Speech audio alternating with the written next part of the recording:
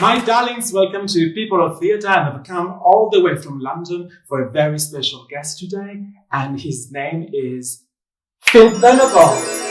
Hello, Philip. Thanks so much for being here today. And what we're going to do today, we're probably going to introduce us a little bit of your neighborhood in Berlin. Sure, let's go for a walk. Great, let's go.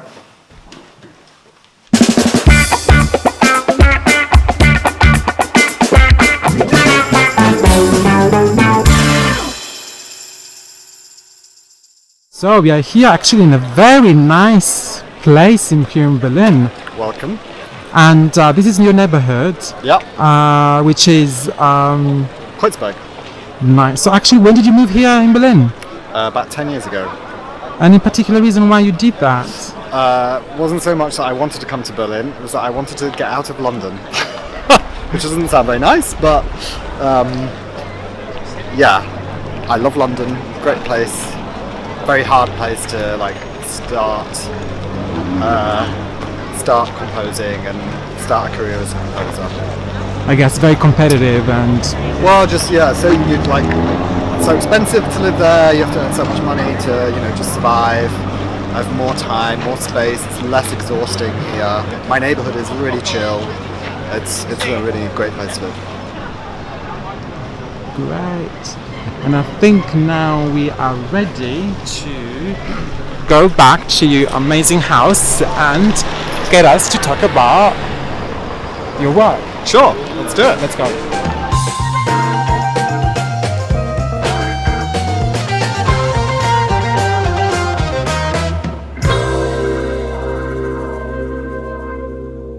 Back to your living room. Yeah. Thank you so much actually for this amazing place. It's really good. We are here in Berlin, in Neukölln, we've seen. Really good place actually.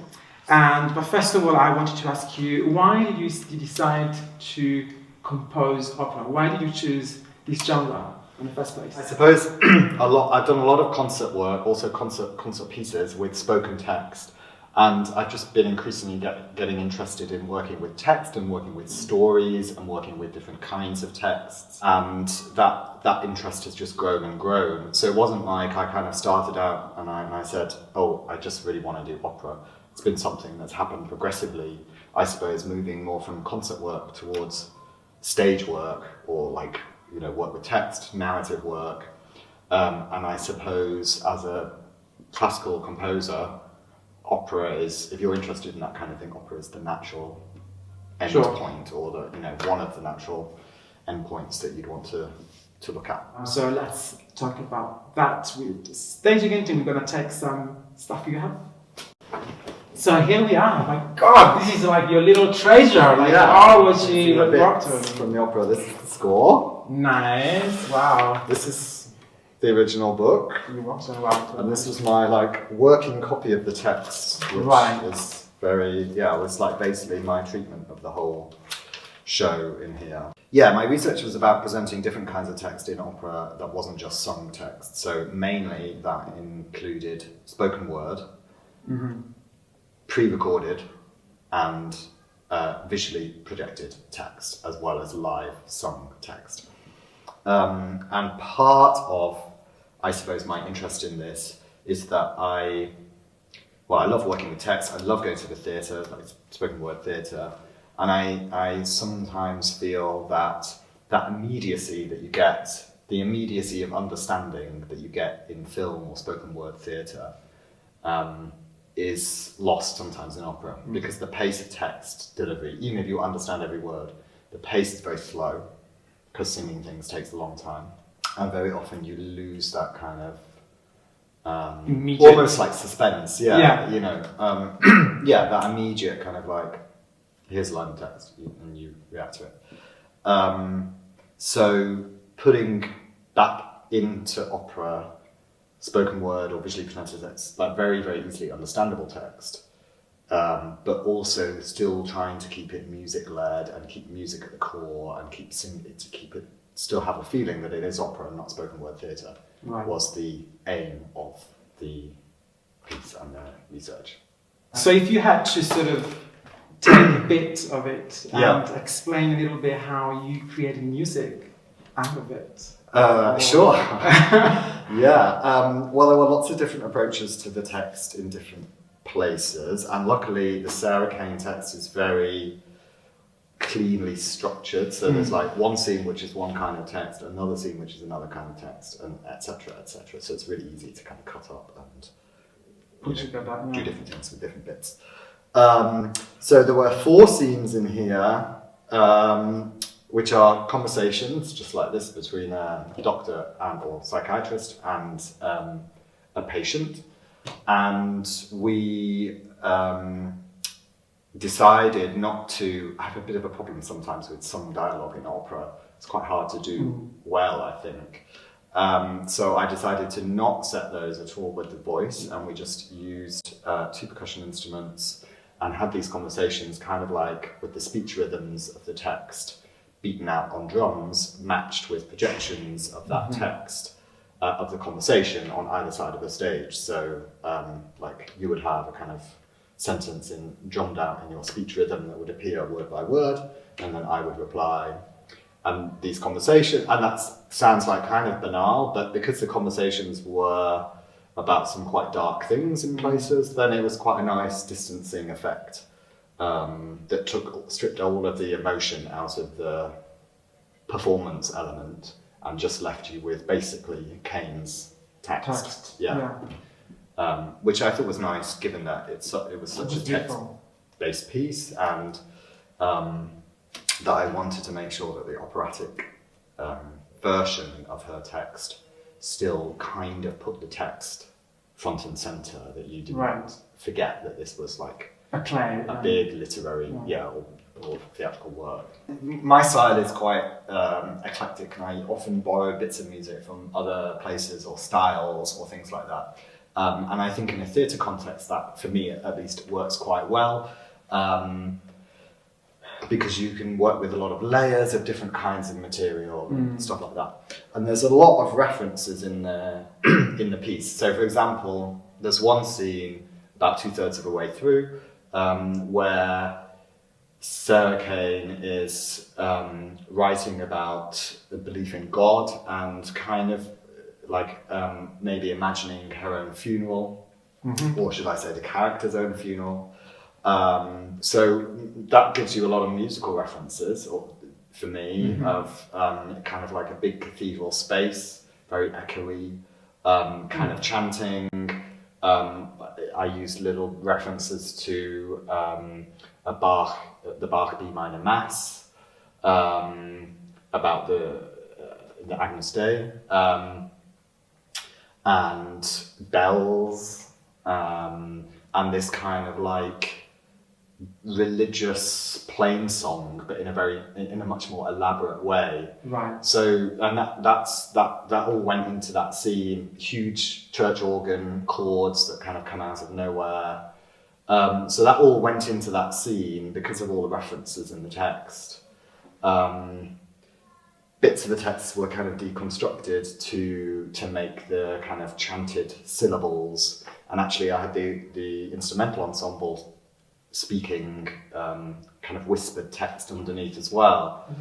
So it ended up having lots of religious references, which I think came through in the performance, but also hopefully being a little unsettling, and like it's quite creepy whispered voices about the end of days, about death, about judgment.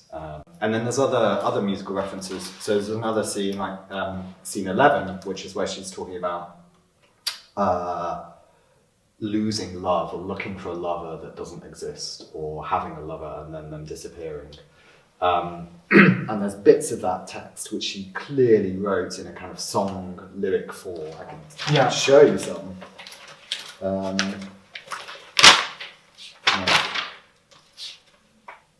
Here's a line. A song for my loved one, touching her absence, the flux of her heart, the splash of her smile. Or, my love, why have you forsaken me? So like, they're like song lyrics. So I picked all of those out and made a love song with like a little Casio keyboard and somebody singing that love song. And then the rest of it because there's other lines in here which are kind of destroying that, saying no hope, no hope, no hope. In 10 years she'll still be dead, etc. So then there's a big kind of the instrumental ensemble just kind of gradually like bleeds over and just submerges this little love song with the Casio keyboard.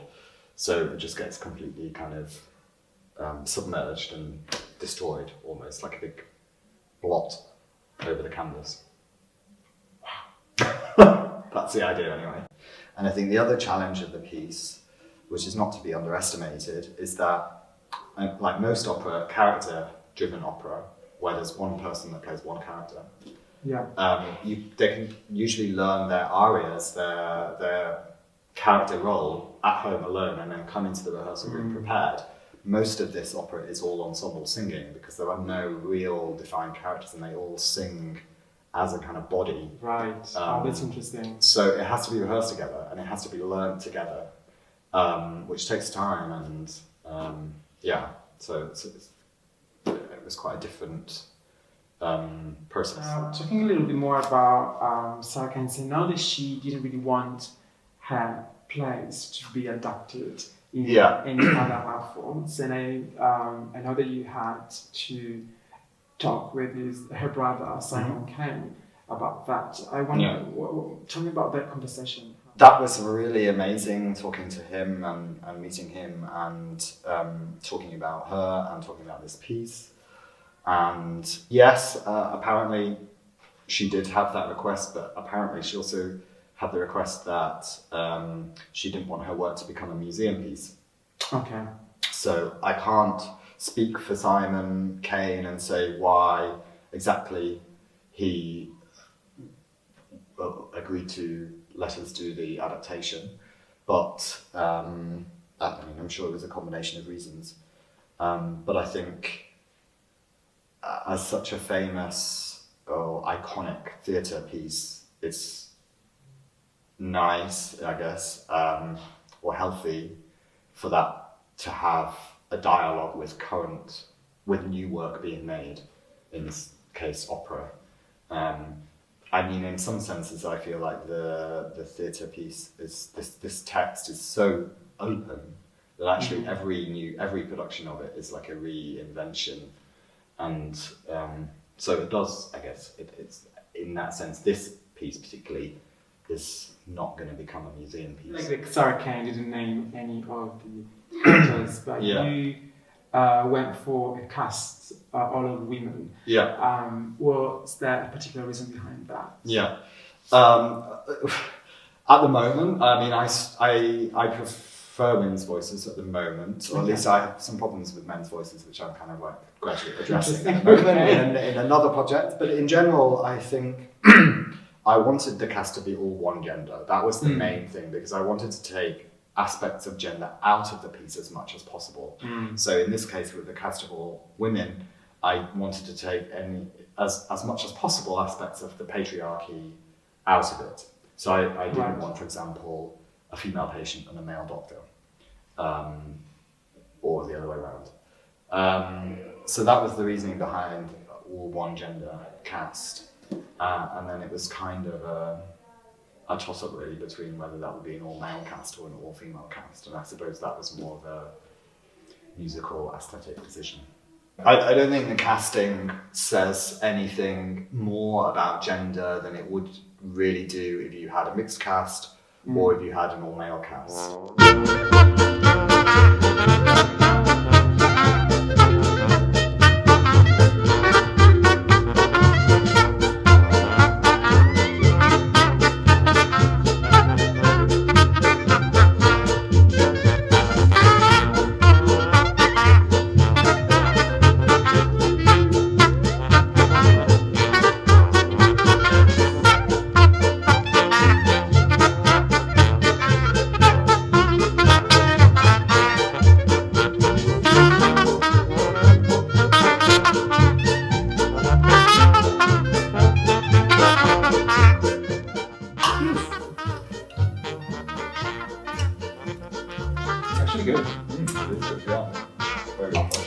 Welcome to Q&A Spritz with Philip Venables. So I hope the drink is actually good enough, but I think it's good. Lovely, Nice. yeah. It's really good, very refreshing.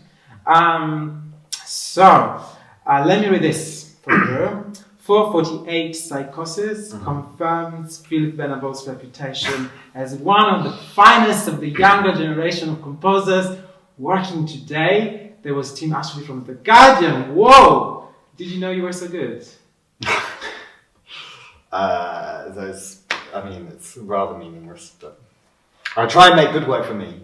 Oh, I see, you're being modest. No, that's good. What about the worst thing that anyone has ever said about you? Well, I probably can't say that on camera, but... try. Do some music, oh god, I've had loads of terrible reviews. From 1 star to 5 stars. So when talking about your work, you said, I'm fussy, evocative, violent, and visual. These are the qualities that I look for in music. Where is all that rebellion coming from? Are you angry, my dear? I don't think that doesn't necessarily mean rebellious. Actually, do you know where I wrote that? I have no recollection of writing that, although I don't disagree. You did say that. It's my research. I'm sure. I mean, I don't disagree. I don't necessarily think that means rebellious. But I think I'm drawn to work which is very clean, like very direct, has very clean lines. I'm probably not a subtle person. My taste is probably not subtle, more trashy, or like. Okay. You know, yeah. You know what I mean? Yeah, I can do that. Yeah. That's totally okay. If it was visual arts, it would be like bright, bold colours, clean lines, big canvases, Right. just like in your face. Good. Anyone that you admire right now that you would love to work with in the future? You mean? Well, you obviously don't mean other composers then. You mean? It could be anyone that you actually really like and you love. There's loads of there's lots of kind of composers of my generation who I think are really, really interesting at the moment. And I think what's really nice about our generation of composers is that we're getting a divergence, I think, away from kind of British pastoral new music. Aesthetically, I think British new music is kind of has taken a different direction in the last 10, 20 years, which is interesting. What kind of action do you mean? Like? Yeah, I knew you were now going to pick me up on that. Of course, you just say that, now you explain it. Yeah, I'm not sure. I mean, it's quite hard to describe. British pastoralism, I can't really think of a better way to describe it. That's my, that kind of pastoral new music has been a very strong force in British new music in the 20th century, 21st century. But there has also been this strand of English experimentalism, if you like Cardew or such like, and I feel like that experimentalism or like kind of anti-establishmentism is being picked up again, and that's really nice. Not by me, but by a number of composers, who are like much more interested in form than, let's say, orchestration. Good. Okay, next one. Sorry. And now let's talk queer. We mentioned before about gender issues with Sarah Kane's text. Yeah. And we've done quite a lot of works addressing different queer gender themes. Mostly queer. Queer pitch illusions with the amazing David Hoyle. Do you think there's a sort of queer aesthetic or something like that? I don't know. No. I mean, yes and no. If you put a label on it and say it's queer in some ways, it is. I mean, there is no one queer aesthetic, of course. Or at least not when you're just talking about music on its own. obviously if things are starting to use text and they're actually becoming about specific things, then obviously you can, they might be political, they might be queer. But if it's just about the music itself, then I think it's quite hard to pin down. Do you like when people sort of describe your work as queer, or you think that it's not the right way of describing what you do? Oh no, I love it. Yeah, I mean, if people get that out of it, then that's great. And obviously, I have also done works which are very openly queer because they have text in them, and their source materials or what they're about is about queer issues. Right. Quite a number of pieces like that. Good. Next one. So now I know that you're gonna hate me for this question, but I really didn't ask that. This is one of the surprise questions. It's not a surprise question. I don't know if it's a surprise question, but it's about Brexit. Now we hear a lot about the EU national. Here we are. That's me living in the UK, and what's going to be about us in the future. We're going to be allowed to live there or not. Yeah. But there are many UK people living in EU countries as well, like you living here in Germany. What's your plan? I mean, I've been here nearly 10 years, and I don't think I'm going to be kicked out. Please don't kick me out. I maybe shouldn't say this on camera because I kind of don't want to jinx it, but I'm intending in the process of applying for German citizenship, which I really hope that I get. Imagine that the camera is a lever.